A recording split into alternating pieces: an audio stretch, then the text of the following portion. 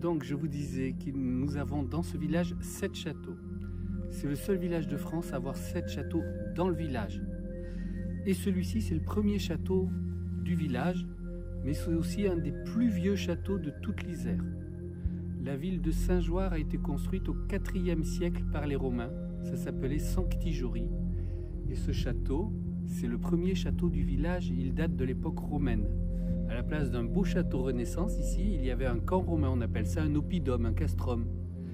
Et plus tard s'installeront les Burgondes, puis la famille de Clermont, plus célèbre et plus connue sous le nom de Clermont-Tonnerre. Vous êtes dans le château de la famille Clermont.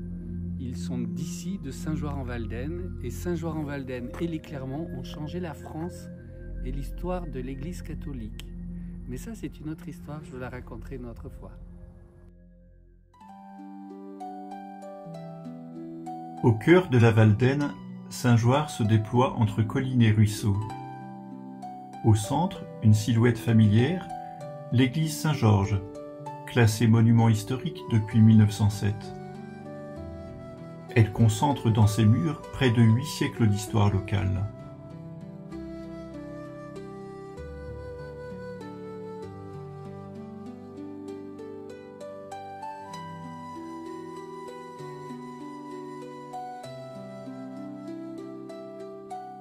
Vu de près, le clocher révèle ses strates d'histoire. Sa base remonte peut-être à la toute première chapelle médiévale. La partie haute, remaniée au XIXe siècle, illustre les reprises successives de l'édifice.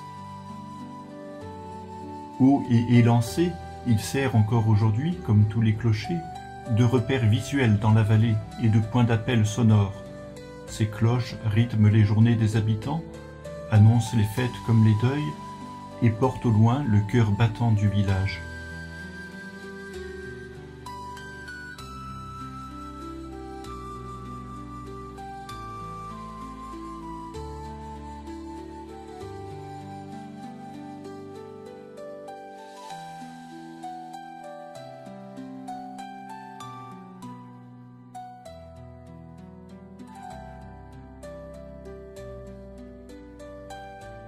En descendant la rue étroite qui conduit directement à l'église, on découvre un autre visage de Saint-Joire. Ces passages resserrés, hérités du Moyen-Âge, témoignent d'un urbanisme conçu pour la défense et pour la proximité. Jadis animés par les allées et venues des artisans et des marchés, ils conservent aujourd'hui une atmosphère singulière, presque hors du temps, qui met en valeur la présence du clocher à chaque détour. La façade se distingue par une série d'arcs disposés sous le pignon, un motif sobre mais élégant. Les statues qui ornaient autrefois le cintre ont été mutilées durant les guerres de religion à la fin du XVIe siècle. Leurs silhouettes érodées demeurent visibles comme des traces fantomatiques du passé. Quant aux vitraux qui l'encadrent, leur dessin a inspiré plusieurs siècles plus tard le logo même de la commune.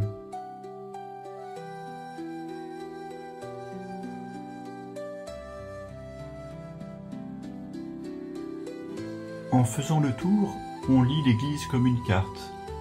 La nef est naturellement orientée vers l'est, vers le soleil levant, le symbole du Christ ressuscité. L'appareillage des pierres montre les étapes de la construction, et au soubassement, le calcaire de Chartreuse révèle les travaux d'allongement de 1875, lorsque la population s'accroît avec l'essor des tissages de soie.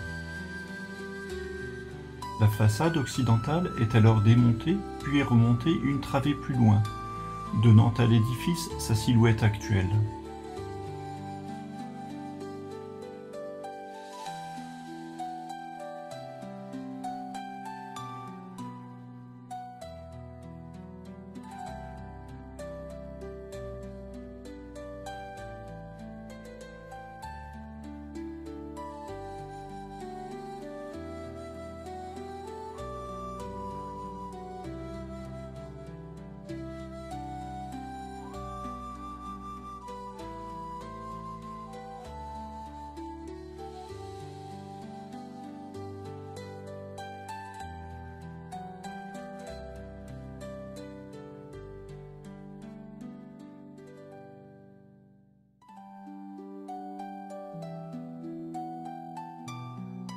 Sur le flanc sud, une porte protégée par une grille et encadrée de 2 colonnes donne accès à une petite cour discrète. De là, un escalier monte vers une entrée latérale de l'église. Ce dispositif, typique des accès secondaires anciens, ménageait une transition entre la rue et l'intérieur sacré, tout en contrôlant les circulations.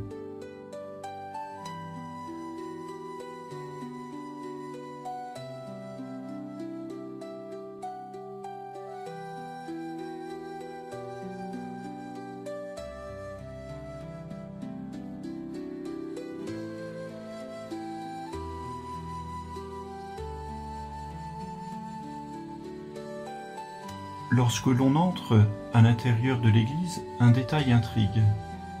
Il y a davantage de piles à droite qu'à gauche. Cette asymétrie n'est pas une erreur, mais l'héritage des agrandissements médiévaux. L'entrée primitive se trouvait là où s'élève aujourd'hui le clocher. Et l'ajustement des voûtes a figé ce léger décalage, solide depuis 6 siècles.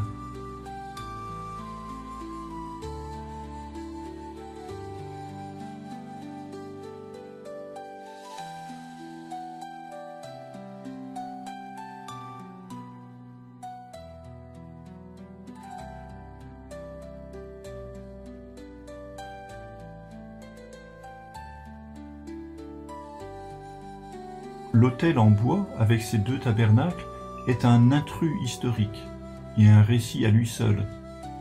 Guillaume d'Aude de la Brunerie, enfant du pays devenu maréchal de France, l'aurait rapporté de la campagne d'Espagne aux côtés de Napoléon. Ici, l'histoire nationale s'invite au cœur.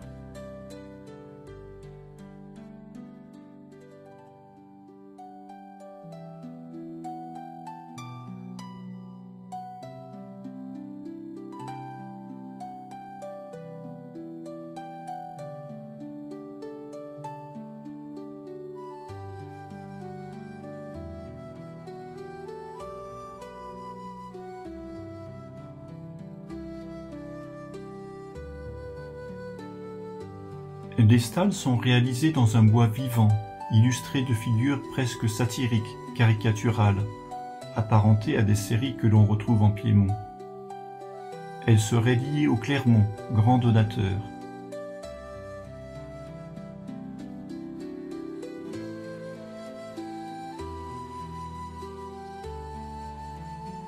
Cette iconographie singulière fait partie des trésors de Saint-Georges.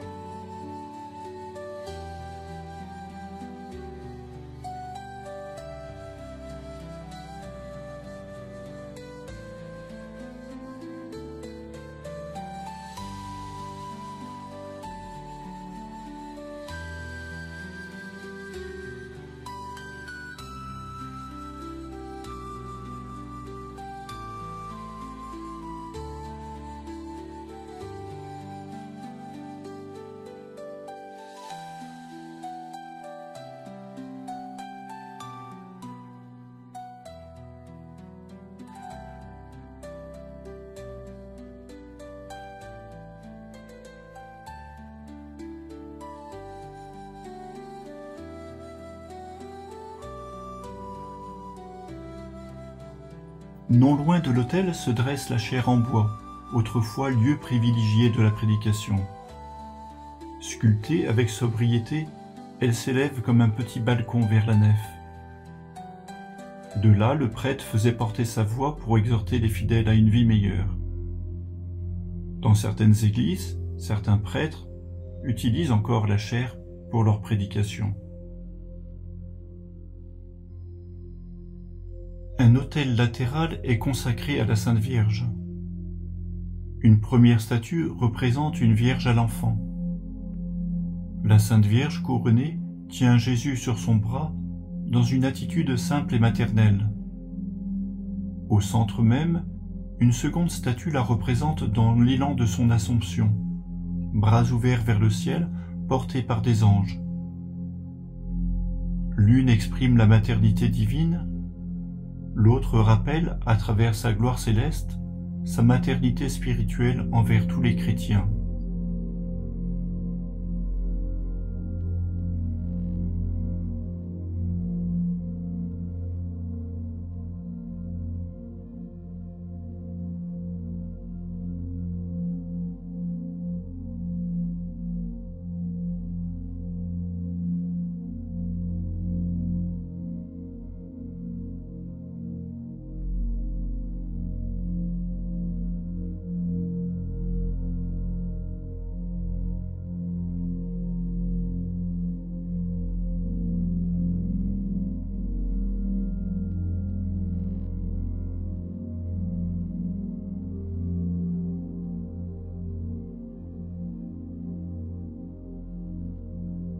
Le baptistère apparaît derrière une élégante grille de fer forgé, comme une chapelle dans son écrin de pierre au sein même de l'église.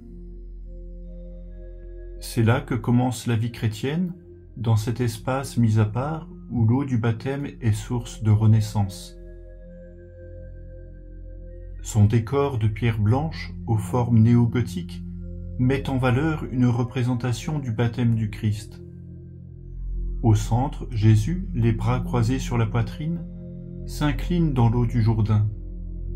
À ses côtés, Jean-Baptiste, vêtu de sa tunique de poil de chameau, verse l'eau sur sa tête en tenant son bâton de berger surmonté de la croix. C'est ici, devant cette représentation, que des générations d'enfants de Saint-Jouard ont été baptisés. À proximité, un vitrail d'armoirie retient le regard. Tout en haut, la tiare pontificale repose au-dessus d'une couronne. Sous cette couronne, l'écu est parti en deux. À gauche, deux clés en sautoir rappellent Saint-Pierre et l'autorité de l'Église. À droite, un meuble bleu sur champ d'or renvoie à un emblème local. De chaque côté, deux lions soutiennent des bannières dauphinoises. L'un porte un dauphin seul, l'autre est écartelé, associant deux quartiers aux 3 fleurs de lys et 2 quartiers au dauphin. Et tout en haut, une banderole proclame en latin « Si omnes ego non ». Si tous, sous-entendu, t'abandonnent, moi non. C'est une phrase de Saint-Pierre. L'ensemble dit à la fois l'attachement de la paroisse à Rome et son ancrage dans l'histoire du Dauphiné et du Royaume de France.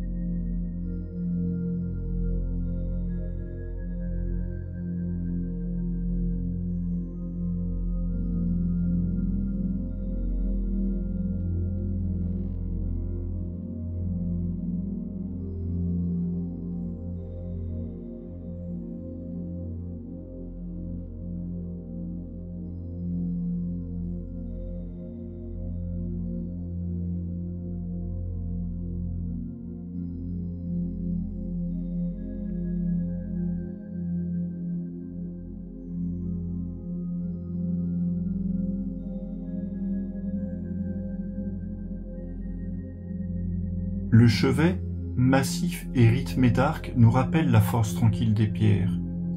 Le clocher, surmonté de sa flèche, nous montre la direction du ciel. Marqué par l'horloge, il est le témoin du temps qui passe et du quotidien des habitants. Ainsi s'achève notre parcours de l'église Saint-Georges de Saint-Jouard-en-Valdaine. Dans la clarté de ses pierres et la mémoire de ses murs, se mêle la ferveur des siècles passés et la vie toujours renouvelée du village. Quiconque s'y arrête découvre plus qu'un monument, un lieu habité où la prière et l'histoire humaine ne cessent de s'entrecroiser au cours des siècles.